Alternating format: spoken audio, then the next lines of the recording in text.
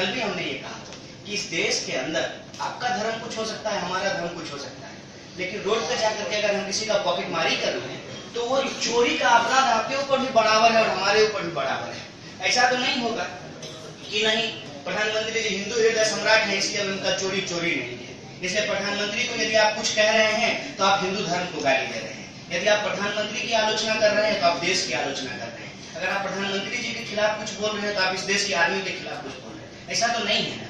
मेरा मानना है कि अगर हम सब लोग अपने प्रोफेशन को ईमानदारी से निभाएं, विद्यार्थियों में पढ़ाई करो, जो टीचर हैं वो पढ़ाएं, आप पत्रकार हैं तो आप सत्ता को अपने कलम से डराते रहें। इस प्रोफेशनलिज्म के साथ यदि हम काम करें और अपने राजनीतिक सरोकार को, चाहे हमारा कोई भी राजनीतिक सरोकार हो, चाहे वो दक्षिणपंथी हो या वामपंथी हो, उस सरोकार को अगर हम जिंदा रखना चाहते हैं तो अल्टरनेट हमेशा जनता में मिलती है। और मैं आपको ये भी बता दूं कि आरएसएस के लोग सुबह उठ करके जो लाठी हिलाते हैं ना, वो आज भी लाठी ही हिला रहे हैं, और ये जो लोग हैं जो राजनीतिक तौर पे सेटिंग गेटिंग करते हैं वो मंत्री बन जा रहे हैं।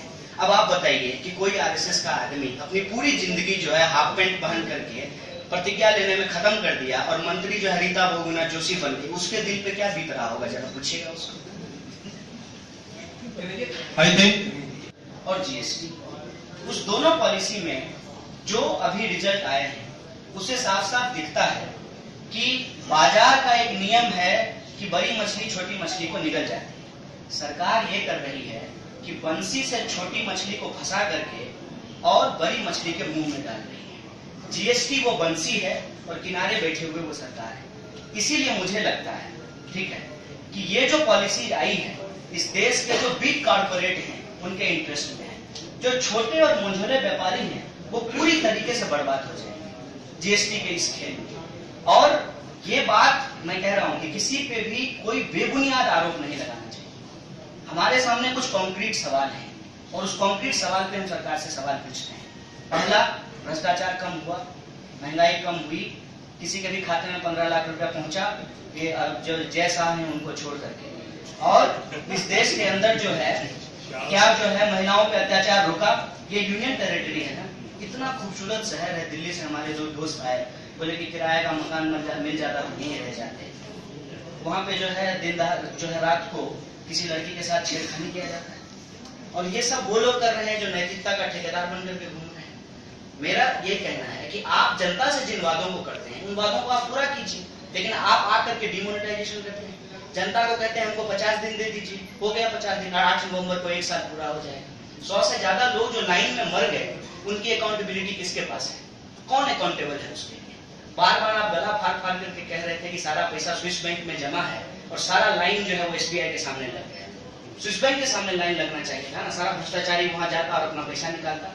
इस देश की जो गरीब जनता है, जो मिडिल क्लास है, वो एटीएम के बाहर लाइन लगाया हुआ था। बच्चा का फीस भरना है, लाइन लगाए हुए हैं, कोई जो है त्योहार मनाना है, लाइन लगाए हुए हैं।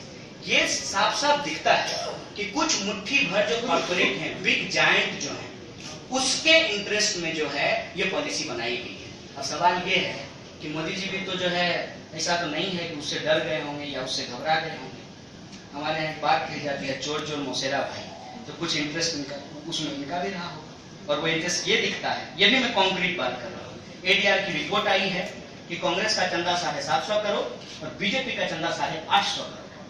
60 साल कांग्रेस ने राज किया, 5 साल जो अटल बिहारी वाजपेयी की सरकार जोड़ लीजिए, और 3 साल ये 8 साल जो है भाजपा की सरकार है, इनको 850 करोड़ का चंदा है। सरकार बनने जो है कानून बना है।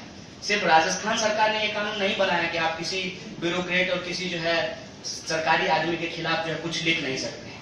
उससे पहले केंद्र की सरकार ने कानून बना दिया कि आप किसी भी पॉलिटिकल पार्टी के चंदा के बारे में कोई हिसाब नहीं मांग सकते हैं, और हाथ लेने के लिए जो है आधार कार्ड चाहिए। बेचारी गाय माता तक का आधार कार्ड बना दिया गया है, लेकिन पॉलिटिकल पार्टी जो चंदा ले रही है उसके लिए कोई आधार कार्ड नहीं चाहिए। ये बेईमानी नहीं है क्या? ये आधारभूत बात नहीं है? ये सवाल जो है हमको इस कंक्लूजन पे पहुंचाता है कि सामने से प्रधानमंत्री हैं और पीठ पे जो है हाथ किसी और का है। आप पहले ये बता दीजिए कि आपका एम क्या है? आपको कैसे पता है कि कांग्रेस हमको इनवाइट करे? आपके मन में क्या है पहले ये बताइए।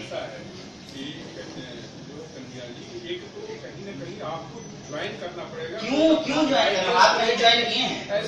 मैं यही पूछ रहा हूँ, आप कहीं ज्वाइन किए हैं? नहीं, ज्वाइन तो हर आदमी अपना अपने कंट्रीब्यूट करता है, वो दैट इज डिफरेंट। मैं वही कह रहा हूँ, वो कंट्रीब्यूशन जरूरी है।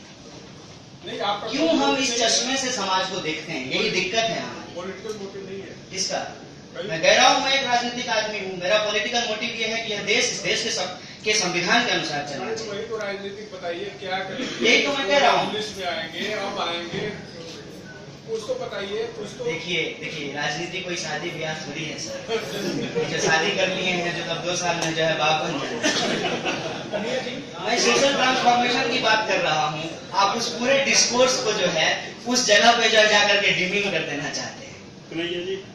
ऐसा नहीं है सर, इस बात को स्पष्ट तौर पे समझ लीजिए। मैं आज आपके सामने आमने सामने आंख मिला करके बोल रहा हूँ कि मैं किसी भी राजनीतिक पार्टी का एजेंट नहीं हूँ। आपके टैक्स के पैसे से हमने कुछ शिक्षा ग्रहण किया है और मैं अपना यह सामाजिक सरोकार समझता हूँ, अपना यह राजनीतिक सरोकार समझता हूँ कि इस देश के अंदर जो असमानता है उसके खिलाफ बराबरी की एक मुहिम छेड़ी जाए और समाज के अंदर नफरत के आधार पे जो सोशल हार्मनी खत्म किया जा रहा है उसको बचाया जाए। एक स्लोगन में बचपन में सुना करता था, भारत माँ के 4 सिपाही, हिंदू मुस्लिम सिख ईसाई। क्या हो गया इस समाज को? पटाखा बैन किया सुप्रीम कोर्ट, गालियां निकाल रहे हैं लोग किसी और समुदाय को। उसमें एक दिक्कत है। मैं कभी ट्रेडर के पक्ष में भी बोलता हूँ कि उसको पहले बता देते कि भाई आप पटाखा बैन करने वाले हैं, उस बेचारे की पूंजी फंस गई, उसमें उसका जो है आर्थिक नुकसान हो गया, लेकिन उसको जो है कम्युनल कलर किस तरीके से दिया गया, ये समझना पड़ेगा, ये सोचना पड़ेगा सर। आपने जो समाज हमको सौंपा है और जो आप हमसे नजर मिला करके बात कर रहे हैं, कल को अगर हम भी जिंदा रहे, अगर कोई गोली नहीं मारा तो हम आपकी जगह पे होंगे और यहाँ कोई और नौजवान होगा तो उसके साथ हम भी नजर मिला करके बात करना चाहते हैं कि हमने कौन सा समाज उसको सौंपा है। चाहिए ऐसा होता नहीं है एक्चुअली। मैं कहता हूँ कि जब मैं अपनी माँ के गर्भ में था तभी मैं राजनीति में था। कैसे कि मेरे पिताजी की मासिक आमदनी यदि 3,000 रुपया या 5,000 रुपया है तो उस वक्त पोलियो का टीका जो बाजार में मिलता था वो खरीद करके मेरी माँ को नहीं लगाया जा सकता था। सरकार ने ये नीति बनाई कि जो गर्भवती महिलाएं हैं उनको पोलियो का टीका दिया जाएगा, इसलिए मैं आपके सामने दोनों पैर पे खड़ा हूँ, नहीं तो मुझे भी पोलियो हो सकता था। तो राजनीति तो हमारे साथ जब हम माँ के पेट में होते हैं तभी शुरू हो जाती है कि नमक का दाम क्या होगा, शिक्षा किसको मिलेगी। एकलव्य को क्यों नहीं धनुर्विद्या सिखाया गया? तो राजनीति हमेशा आपके जीवन के अंदर होती है और आपसे बहुत गहराई से जुड़ी होती है। आप भले ये समझें कि आप राजनीति के बाहर हैं, लेकिन आप राजनीति के बाहर नहीं हैं। आप ये समझ लीजिए कि हम यहाँ बैठे हुए हैं तो हम हवा के बीच बैठे हुए हैं। राजनीति जो है वो हवा है, हम हमेशा उसके बीच होते हैं। सवाल ये है कि 2 बात है, एक है कि हवा के सामने खड़ा हो जाना, तन जाना, दूसरा है उसके सामने पीठ कर देना। तो मेरा बिल्कुल स्पष्ट मत है कि पीठ तो नहीं करेंगे। जो हमको गलत लगता है उसको गलत बोलेंगे, जो सही लगता है उसको सही बोलेंगे, जिसको राजनीति बोलना है वो बोले। और एक बड़ा मजेदार बात है, जो खुद स्टूडेंट पॉलिटिक्स करके आज मंत्री बने हैं और मंत्री बन करके आज उपराष्ट्रपति बन गए हैं, वो कहते हैं कि विद्यार्थियों को राजनीति नहीं करना चाहिए, क्योंकि उनको पता है कि विद्यार्थी का राजनीति करके क्या हो जाता है। तो वो उसका ताकत तो समझते हैं कि जब भी इस देश के अंदर और दुनिया के अंदर कोई बदलाव हुआ है उसको विद्यार्थियों ने किया है, इस ताकत का अंदाजा उनको है। लेकिन जहां तक सवाल है एक्टिव और इनएक्टिव का, एक्टिव में आज भी हूं, लेकिन राजनीति को लेकर के मेरी एक स्पष्ट मत है। वो स्पष्ट मत ये है कि आप अपना एक प्रोफेशन चुने, राजनीति आपका सरोकार है। आप बेशक जो है होटल में कुक बन जाएं, आप प्लेट धोएं, लेकिन आप उस सरोकार को जिंदा रखें। अगर ये प्रोफेशन करते हुए आप पॉलिटिक्स नहीं करते हैं तब आप चंदा का पैसा चुरा करके अपनी पत्नी के लिए साड़ी खरीदने लगते हैं, और जब ये चोरी की आदत आपको कार्यकर्ता के तौर पे लग जाती है तो जब आप देश का प्रधानमंत्री बनते हैं तो कोई आपके पीठ पे हाथ रख देता है और पता नहीं आप कितना करोड़ डकार जाते हैं इस जनता का। ये समस्या है। इसीलिए मैं उस तरीके से राजनीति को नहीं देखता हूं, क्योंकि जो ही आप उस तरीके से राजनीति को देखेंगे आपको नहीं पता चलेगा कि ये जो है कब आपके लिए जो है नफा नुकसान का मुद्दा बन गया है। राजनीति हमेशा सिद्धांत के लिए होनी चाहिए। नफा नुकसान तो बिजनेस में होता है, पॉलिटिक्स कोई बिजनेस है। मैं आज भी एक्टिव हूँ, आगे भी एक्टिव रहूंगा। हो सकता है कि आपका सवाल इस बात को लेकर के हो कि आप चुनाव क्यों नहीं लड़ते, तो मैं बार बार कहता हूँ चुनाव लड़ना राजनीति का एक पक्ष है, और कल को अगर मैं जिस जनता के बीच जाकर के अपने राजनीतिक सरोकार को रखूं और मैं जिस कॉलेज में पढ़ाऊं, जहां पढ़ाऊं, वहीं उनके बीच यदि मैं एक्टिव रहूं और वहां जरूरत पड़े जनप्रतिनिधि बनने की, और ये यदि जन भावना हो, तो इसको कभी नहीं इनकार करना चाहिए, अगर आपको इस देश के लोकतंत्र संविधान में भरोसा है तो। इस तरह की खबरें देखने के लिए आप हमारे चैनल को लाइक करके सब्सक्राइब करें और नोटिफिकेशन बेल ऑन कीजिए।